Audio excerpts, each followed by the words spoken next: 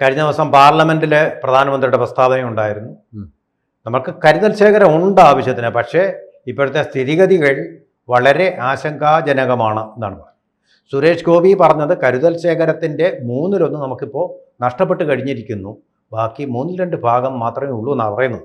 തീർച്ചയായിട്ടും പ്രധാനമന്ത്രി പറഞ്ഞു ഇനി വരാതിരിക്കുന്ന 24 കപ്പലുകൾ ഇപ്പോൾ ഹോർമൂസിൽ നിന്ന് ഇന്ത്യൻ നേവി സുരക്ഷിതമായിട്ട്, സുരക്ഷിതം എന്ന് പറഞ്ഞാൽ മറ്റൊന്നുമില്ല, കപ്പലുകൾ ഏതാണ്ട് 1000ഓളം കപ്പലുകൾ, പിന്നെ ഓയിലിൻ്റെ കപ്പലുകൾ, അതുപോലെ ഏതാണ്ട് 400ഓളം കപ്പലുകൾ, LPGയുടെ കപ്പലുകൾ അവിടെ കെട്ടിക്കിടക്കുക. അതിൻ്റെ പ്രശ്നമാണ്. ആകപ്പാടേതിൻ്റെ വിട്ടെന്ന് പറയുന്നത് ഹോർമൂസ് കടലിടുക്കിൻ്റെ 33 കിലോമീറ്ററാണ്. നമുക്കറിയാമല്ലോ നമ്മുടെ ഇവിടെ ഉണ്ടാകുന്ന ട്രാഫിക് ജാം. 33 കിലോമീറ്ററിൽ കപ്പൽ ഗതാഗത യോഗ്യമായത് വീണ്ടും കുറയുന്നു. കാരണം അതിൻ്റെ സെൻട്രൽ പോർഷൻ മാത്രമാണ് ഇന്റർനാഷണൽ ഷിപ്പുകൾക്ക് അനുവദിച്ചിട്ടുള്ള പ്രശ്നം. ഒരു ഭാഗം ഒമാൻ്റെയും മറുവശം ഇറാൻ്റെയാണ്. അതിനടുക്കാണ് ഈ ഹോർമൂസ് ദ്വീപ് നിലനിൽക്കുന്നത്. അതേ പിടിക്കട്ടെ. അപ്പോൾ ഇത് വലിയ സങ്കീർണമായൊരു ട്രാഫിക് പ്രതിസന്ധിയാണ്. അവിടെ ഗൾഫിലേക്ക് പോകുന്ന ഒരു വഴിക്ക്, ഒമാനിലേക്ക് പേർഷ്യൻ ഗൾഫിലേക്ക് പോകുന്ന ഒരു വഴിക്ക്, ഒമാനിലേക്ക് പോകുന്ന വേറൊരു വഴിക്ക്, വൺ വേ ട്രാഫിക് പോകും. അപ്പോൾ അവിടെ കൂടെ പോകാന്ന് പറഞ്ഞാൽ വളരെ ദുസ്സാധ്യമായ കാര്യമാണ്. പക്ഷേ നമ്മുടെ രാഷ്ട്ര ഭരണകൂടം, വിദേശകാര്യമന്ത്രി ഉൾപ്പെടെ അവിടുത്തെ വിദേശകാര്യമന്ത്രിയായിട്ട്, അവിടുത്തെ പ്രസിഡൻ്റായിട്ടുള്ള പെസസ്കിയാനുമായിട്ട് ചർച്ച നടത്തിയിട്ടാണ് നമ്മുടെ കപ്പലുകളുടെ സുരക്ഷിതത്വം ഉറപ്പാക്കിയത്. അല്ലെങ്കിൽ ഏത് കപ്പലാണ് ഏതാണെന്നറിയാം, അവർ വെടിവെച്ച് കളയും. അങ്ങനെയാണ് സുരക്ഷിതമായിട്ട് ഇന്ത്യൻ നാവികർ അവിടെ നിന്ന് മടങ്ങുന്നത്. അപ്പോൾ നാവികസേനയുടെ കൂടെ സഹായമുണ്ട്, കുഴപ്പമില്ലാതെ മടങ്ങിക്കൊണ്ടിരിക്കുകയാണ്. ഒരു പക്ഷേ എനിക്ക് തോന്നുന്നു സുരേഷ് ഗോപി പറഞ്ഞത് ഇതിന് മുമ്പുള്ള സിറ്റുവേഷൻ ആയിരിക്കും. ഇതും കൂടെ വരുമ്പോൾ ഈ 1/3 ഭാഗം കൂടെ വരും, 27 കപ്പലുകളാണ്. അപ്പോൾ നമ്മുടെ ക്ഷാമങ്ങളൊക്കെ, നമ്മുടെ ഈ പറയുന്ന നമ്മുടെ ഈ സ്റ്റോക്ക് ഉണ്ടല്ലോ, സ്റ്റോക്കിൻ്റെ എനിക്ക് തോന്നുന്ന ആവശ്യത്തിനുള്ള സ്റ്റോക്ക് ആവും. അതായത് 3 മാസത്തെ സ്റ്റോക്ക് എപ്പോഴും വേണം. അത് വെച്ച് കളിക്കുക എന്ന് പറഞ്ഞാൽ വിത്തെടുത്ത് കുന്നു തോന്നുന്നു. അല്ലേ? നമ്മളിപ്പോ അവിടെ ഒരു പ്രതിസന്ധി വാസ്തവത്തിലുണ്ട്. അത് നമുക്ക് എത്ര നിഷേധിച്ചാലും നമ്മൾ അതിനെ നേരിട്ടേ പറ്റൂ. ഏതാണ്ട് 28ഓളം ഇന്ത്യൻ കപ്പലുകളാണ് ഈ ഹോർമൂസ് കടലിടുക്കിൽ വരവും കാത്ത്, അല്ലെങ്കിൽ ഇങ്ങോട്ടുള്ള വരവിന് അവരുടെ ഊഴവും കാത്ത് കഴിയുന്നത്. പക്ഷെ അതില് ഏറിയ പങ്കും ഈ LPGയോ അല്ലെങ്കിൽ ക്രൂഡ് ഓയിലോ കയറ്റിയ കപ്പലുകളുമുണ്ട്. ഇപ്പൊ നമുക്കറിയാമല്ലോ, ഈ ഇന്ധനം എന്ന് പറയുന്നത്, പെട്രോൾ ഡീസൽ എന്ന് പറയുന്നത് നമ്മുടെ നിത്യോപയോഗ വിഭാഗത്തിൽപ്പെട്ട ദൈനംദിന ഉപയോഗങ്ങൾക്ക് ആവശ്യമായ ഒരു സംഗതി തന്നെയാണ്. അത് നമ്മുടെ ഇന്ത്യയിൽ വളരെ ലഭ്യത കുറവുമാണ്. ഇപ്പൊ ഏതാണ്ട് 1 മാസത്തോളമായിട്ട് അതിന്റെ സപ്ലൈ ചെയിൻ, വിതരണ ശൃംഖല ബ്രേക്കായി കിടക്കുകയാണ്. അപ്പോൾ ആ ഒരു ഗ്യാപ്പ് നമുക്ക് ഇതുവരെ അതുകൊണ്ടുണ്ടായ ഒരു ക്ഷീണം പരിഹരിക്കാൻ സാധിച്ചിട്ടില്ല. ഇനി അത് പുനരാരംഭിച്ചാൽ തന്നെയും ആ ഒരു ക്ഷീണം പരിഹരിച്ചു വരാനും ഏതാണ്ട് ഇത്രയും തന്നെ സമയമെടുക്കും. കാര്യം വരുന്ന ക്രൂഡ് ഓയിൽ അവിടെ നിന്ന് ഇങ്ങോട്ട് എത്തണം, പ്രോസസ്സിംഗ് ഉണ്ട്, അത് വിതരണ ശൃംഖലകളിൽ എത്തണം, പൂർവ്വസ്ഥിതിയിലാകാനായിട്ട് ഏതായാലും സമയമെടുക്കും. ഇന്ന് യുദ്ധം തീർന്നെന്ന് പറഞ്ഞാലും നമുക്ക് കാര്യങ്ങൾ യഥാവിധിയാകാൻ കുറഞ്ഞതൊരു 2 ആഴ്ച 3 ആഴ്ചയെങ്കിലും സമയമെടുക്കും, 1 മാസം എടുക്കും. ഇപ്പൊ നിലവില് ഈ സാഹചര്യത്തില് നമ്മുടെ പാർലമെന്റില് ഊർജ വകുപ്പ് സഹമന്ത്രി സുരേഷ് ഗോപി നിലവിലെ സാഹചര്യം സംബന്ധിച്ച് രാജ്യം നേരിടുന്ന പ്രതിസന്ധിയെക്കുറിച്ചൊരു പ്രസ്താവന നടത്തി. നിലവില് ഇന്ത്യയുടെ കൈവശമുള്ള ക്രൂഡ് ഓയിലിന്റെ കരുതൽ ശേഖരം എന്ന് പറയുന്നത് 3.3772 മില്യൺ ടൺ, അതായത് ഏതാണ്ട് 33,72,000 ഇത്രയും ക്രൂഡ് ഓയിലാണ് നമ്മുടെ കയ്യിൽ ഉള്ളത്. ഇത് നമ്മുടെ മൊത്തം കപ്പാസിറ്റിയുടെ, നമ്മുടെ പല സംഭരണശാലകളിൽ ശേഖരിക്കുന്നതിന്റെ 2/3 ഭാഗം മാത്രമാണ്. അതായത് 1/3 ഭാഗം ഇപ്പോൾ കാലിയായി കിടക്കുന്നു. ഇനി അത് കഴിഞ്ഞൊരു 30,000 ടൺ വന്നിട്ടുണ്ട് മംഗലാപുരം തീരത്ത് റഷ്യൻ കപ്പൽ. ഇത് എല്ലാം കൂടി ചേർത്ത് വെച്ചുള്ള കണക്കാണ് ഇത് പറയുന്നത്. അല്ല, സ്റ്റോക്ക് അതിന് ശേഷം വന്നതാണ്. ഇപ്പൊ ഇത് ഏറ്റവും ഒടുവിൽ വന്ന റിപ്പോർട്ടാണ്. അത് വന്നിട്ട് ഇപ്പൊ കപ്പൽ വന്നിട്ട് 2-3 ദിവസമായി. ഇത് പാർലമെന്റിൽ പറഞ്ഞതല്ലേ? അതെ, പാർലമെന്റ് മിനിയാന്നാണ് പറഞ്ഞത്. ഇത് വന്നത് ഇന്നലെ.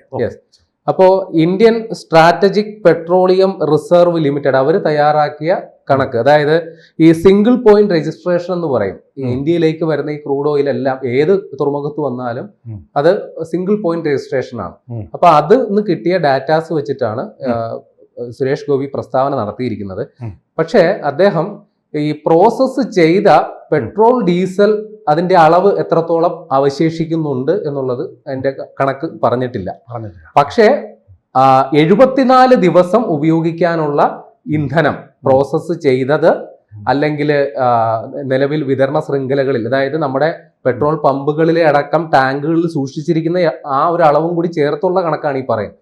അങ്ങനെ രാജ്യത്തെ മൊത്തം 74 ദിവസം ഊർജ പ്രതിസന്ധി ഇല്ലാതെ നമുക്ക് മുന്നോട്ട് പോകാനുള്ള അവസ്ഥ നിലവിലുണ്ട് എന്നാണ് പറഞ്ഞേക്കുന്നത്. പക്ഷെ 74 ദിവസം എന്ന് പറയുന്നത് 90 ദിവസമെങ്കിലും ഉണ്ടെങ്കിൽ 2 മാസവും ചില്ലറ ദിവസവും അത്രേ ഉള്ളൂ. അപ്പൊ നിലവില് നമ്മള് ഇപ്പൊ നമ്മുടെ നേരത്തെ പറഞ്ഞല്ലോ 3.372 മില്യൺ ടൺ ആണ് നമ്മുടെ കയ്യിലുള്ള ഇപ്പോഴത്തെ സ്റ്റോക്ക് എന്ന് പറയുന്നത്. അപ്പോൾ നിലവിൽ നമുക്ക് 6.5 മില്യൺ ക്രൂഡ് ഓയിൽ സംഭരിക്കാനുള്ള ശേഷിയിലേക്ക് രാജ്യം നമ്മുടെ കപ്പാസിറ്റി വർദ്ധിപ്പിച്ചിട്ടുണ്ട്. പുതുതായിട്ട് ഒഡീഷയിൽ ഒരു 4 മില്യൺ ക്രൂഡ് ഓയിൽ സൂക്ഷിക്കാനായിട്ടുള്ള സംഭരണ കേന്ദ്രം സ്ഥാപിച്ചിട്ടുണ്ട്. കർണാടകയിൽ ഒരു 2.5 മില്യൺ എന്ന് വെച്ചാൽ 25 lakh million crude oil tonne crude oil സംഭരിക്കാനുള്ള പുതിയ 2 ശൃംഖലകൾ സ്ഥാപിച്ചിട്ടുണ്ട്. ഇനി ഇപ്പോ സ്വിച്ച് ഇട്ട പോലെ ഇപ്പോഴും നമ്മുടെ ഈ ക്രൂഡ് ഓയിൽ പരിമിതമായ തോതിലെങ്കിലും വരുന്നുണ്ട് എന്നുള്ളതാണ് നമ്മൾ മനസ്സിലാക്കേണ്ടത്. എന്നാൽ സ്വിച്ച് ഇട്ട പോലെ ഇത് പൂർണ്ണമായും നിലയ്ക്കുന്നെന്ന് കരുതുക. ഇപ്പോഴുള്ള നമ്മുടെ കയ്യിലുള്ളത് മാത്രമേ ഉള്ളൂ. അങ്ങനെയാണെങ്കിൽ നമ്മുടെ 100% കപ്പാസിറ്റിയിൽ ഈ രാജ്യത്തുണ്ടെങ്കിൽ തന്നെയും ഏതാണ്ട് 9.5 ദിവസം ഉപയോഗിക്കാനുള്ള ഇന്ധനമേ നമ്മുടെ കയ്യിൽ കാണുള്ളൂ.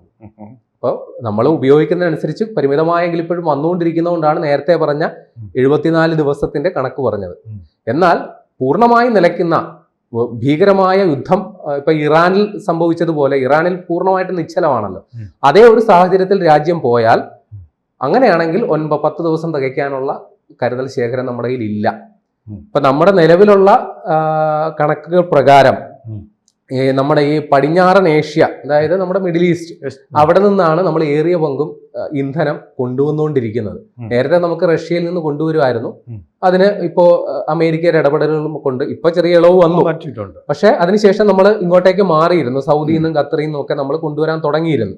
ഇറാനിൽ നിന്ന് നേരിട്ട് വാങ്ങാൻ നമുക്ക് അനുമതിയില്ല.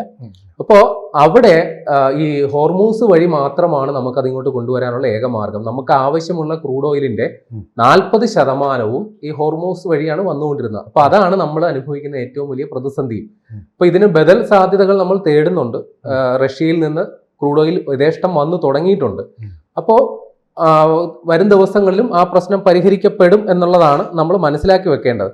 നിലവില് ഈ പറയുന്ന ഹോർമൂസ് കടലിടുക്ക് വഴി ഏതാണ്ട് 25 million barrel per day crude ഓയിലാണ് അവിടെ കൈകാര്യം ചെയ്തുകൊണ്ടിരുന്നത്. ഈ ഹോർമൂസ് കടൽ വിവിധ രാജ്യങ്ങൾ മൊത്തം ലോകത്ത് ഉൽപ്പാദിപ്പിക്കപ്പെടുന്ന ക്രൂഡ് ഓയിലിന്റെ 20% ഈ ഹോർമൂസ് കടലിടുക്ക് വഴിയാണ് പോയിക്കൊണ്ടിരുന്നത്. അവിടെയാണ് ഈ ഇപ്പോൾ നിശ്ചലമായി കിടക്കുന്നത്. സ്വാഭാവികമായിട്ടും അതിനെ ഏറ്റവും അധികം ആശ്രയിക്കുന്ന രാജ്യങ്ങളിലൊന്നാണ് ഇന്ത്യ. അതുകൊണ്ട് തന്നെയാണ് ഇന്ത്യ ഇപ്പോഴും ആ ദൗർലഭ്യം അനുഭവിക്കുന്നത്. നമ്മളിപ്പോ റഷ്യയിൽ നിന്ന് മാത്രമല്ല, ആഫ്രിക്കൻ രാജ്യങ്ങളിൽ നിന്ന് കൂടി, ഇപ്പൊ ഗയാന, നൈജീരിയ, അതേപോലെ രാജ്യങ്ങളിൽ നിന്ന് പോലും ഇന്ധനം ഏതാണ്ട് 44ഓളം രാജ്യങ്ങളിലേക്ക് നമ്മൾ ഡൈവേഴ്സിഫൈ ചെയ്തു എന്നാണ് പറയുന്നത്.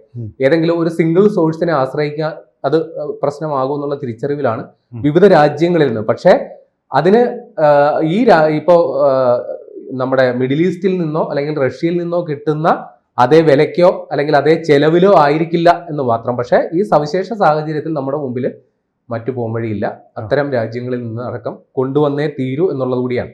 ഇനി കഴിഞ്ഞ വർഷം 2025-26 സാമ്പത്തിക വർഷത്തിൽ നമ്മൾ നേരത്തെ പറഞ്ഞതാണ്, രാജ്യത്ത് ആവശ്യമുള്ള ക്രൂഡ് ഓയിലിന്റെ ഏതാണ്ട് 90% നമുക്ക് വിദേശത്ത് നിന്ന് കൊണ്ടുവരേണ്ടിയിരിക്കുന്നു. കഴിഞ്ഞ സാമ്പത്തിക വർഷം നമ്മൾ $110 ബില്യൺ ചെലവാക്കി ഏതാണ്ട് 226 മില്യൺ ടൺ ക്രൂഡ് ഓയിലാണ് ഇറക്കുമതി ചെയ്തത്. അപ്പോൾ ഇതില് ഈ ഗൾഫ് എന്ന് പറയുന്ന മേഖലയിൽ നിന്ന് മാത്രം ഏതാണ്ട് പ്രതിദിനം 2.6 മില്യൺ ടൺ ഗൾഫിൽ നിന്ന് അല്ലെങ്കിൽ ഈ മിഡിൽ ഈസ്റ്റ് രാജ്യങ്ങളിൽ നിന്ന് കിട്ടുന്നുണ്ടായിരുന്നു. അപ്പൊ അതാണിപ്പോ ഏതാണ്ട് നിശ്ചലമായി കിടക്കുന്നത്. അതുകൊണ്ട് തന്നെ നമുക്ക് അതിൻ്റെതായ പ്രശ്നങ്ങൾ ഉണ്ട് എന്നുള്ള തരത്തിലാണ്. അപ്പോൾ അത്ര നമുക്ക് സുഖകരമായി ചിന്തിക്കുന്ന ഒരു സാഹചര്യമല്ല. ഈ കണക്കുകൾ നമ്മൾ കണക്കുകളുടെ അടിസ്ഥാനത്തിൽ ചിന്തിക്കുമ്പോൾ ആശങ്കക്ക് വകയുണ്ട്. പക്ഷെ പ്രതീക്ഷയ്ക്കും നമുക്ക് വരും ദിവസങ്ങളിൽ യുദ്ധത്തിന്റെ തീവ്രത കുറഞ്ഞു വരുന്നു, ചർച്ചകളുടെ സാധ്യത തെളിഞ്ഞു വരുന്നു, നമ്മൾ ബദൽ മാർഗങ്ങളെ കുറിച്ചും ആലോചിക്കുന്നു. അപ്പോൾ വലിയ പരിക്കില്ലാണ്ട് കടന്നുകൂടിയേക്കാം എന്ന് തൽക്കാലം ആശ്വസിക്കാം. മിക്കവാറും നമ്മുടെ INS താരഗിരി പുതിയ ഇപ്പോൾ ഏപ്രിൽ 3 നീറ്റിലിറക്കുകയാണ്. അത് മിക്കവാറും ഇറക്കേണ്ടി വരുമെന്നാണ് തോന്നുന്നത്. ഈ പ്രതിസന്ധിക്ക് പരിഹാരം ഉണ്ടായിരുന്നു. അതെ, ഇപ്പൊ നിലവില് ഏതാണ്ട് നേരത്തെ ഹോർമൂസില് 2 ഇന്ത്യൻ നേവി കപ്പലുകളാണ് ഉണ്ടായിരുന്നത്. അത് ഈ അന്താരാഷ്ട്ര കരാറുകളുടെ ഭാഗമായിട്ട് ഈ കടൽ കൊള്ളക്കാരെ നേരിടുന്നതിന് വേണ്ടിയിട്ടുള്ള അന്താരാഷ്ട്ര സഹകരണത്തിന്റെ ഭാഗമായിട്ടാണ് 2 കപ്പലുകൾ അവിടെ സ്ഥിരം ഉണ്ടായിരുന്നത്. ഇപ്പോൾ അത് 6 ആക്കി വർദ്ധിപ്പിച്ചിട്ടുണ്ട് പുതിയ സാഹചര്യത്തിൽ. അപ്പോ അത്തരം സായുധമായ സംരക്ഷണയുടെ കീഴിലാണെങ്കിൽ പോലും ചരക്ക് ഗതാഗതം സുഗമമായിട്ട് നടന്നു കഴിഞ്ഞാൽ നിലവിൽ നമ്മൾ രാജ്യം ഇപ്പോൾ നേരിടുന്ന ഈ ക്രൈസിസിലേക്ക് പോകും. മറ്റൊരു കാര്യം കൂടി പറഞ്ഞു നിർത്താം. ഈ പല രാജ്യങ്ങളിലും ഈ യുദ്ധ സാഹചര്യത്തിൽ പെട്രോൾ ഡീസലിന്റെ വില വലിയ രീതിയിൽ വർദ്ധിച്ചിട്ടുണ്ട്. പാകിസ്ഥാനിൽ 200%. പാകിസ്ഥാനിലൊക്കെ അത് മാത്രമല്ല, കടുത്ത സാമ്പത്തിക നിയന്ത്രണം അവിടെ പ്രഖ്യാപിക്കപ്പെട്ടിട്ടുണ്ട്. ഭാഗ്യത്തിന് നമുക്ക് അത്തരം ഒരു ഗുരുതര സാഹചര്യത്തിലേക്ക് ഇതുവരെ പോയിട്ടില്ല. അതിൽ സംഭവിക്കാം എന്നുള്ളതുകൊണ്ട് അപ്പോൾ അതുകൊണ്ട് യുദ്ധം എത്രയും പെട്ടെന്ന് നിർത്തണം. തുടങ്ങി വെച്ചവർ തന്നെ നിർത്തണം. അതാണ് വേണ്ടത്. ഇസ്രായേൽ പണ്ട് പറഞ്ഞ അതാണല്ലോ, ഹമാസാണ് തുടങ്ങി വെച്ചാൽ അവർ തന്നെ നിർത്തണം. ഇപ്പോൾ ഇസ്രായേലിനോട് പറഞ്ഞു, ഇസ്രായേൽ തുടങ്ങി വെച്ചു, നിങ്ങൾ തന്നെ നിർത്തണം. കൂടുതൽ വാർത്തകളും വിശേഷങ്ങളും നിങ്ങളിലേക്ക് എത്താൻ ABC മലയാളം സബ്സ്ക്രൈബ് ചെയ്യുക, ബെൽ ബട്ടണും അമർത്തുക.